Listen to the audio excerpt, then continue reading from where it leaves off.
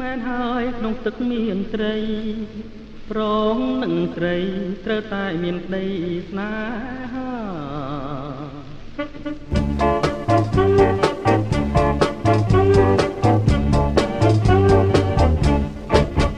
្អាតណាស់អ្នកណាក៏ស្រឡាញ់ក្នែងខ្នក់ខ្នាញ់ស្រឡាញ់ចង់បានជាប្រពន្ធស្អាតណាស់អ្នកណាក៏ស្រឡាញ់ក្នែងខ្នក់ខ្នាញ់ស្រឡាញ់ចង់បានជាប្រពន្ធចង់កែងត្រង់គៀនឹងសូដនសំពត់រឹបសាច់ណែនក្តន់អស្រីដូចតន់មកជួលដូចស្ងន់កំពុងរងបង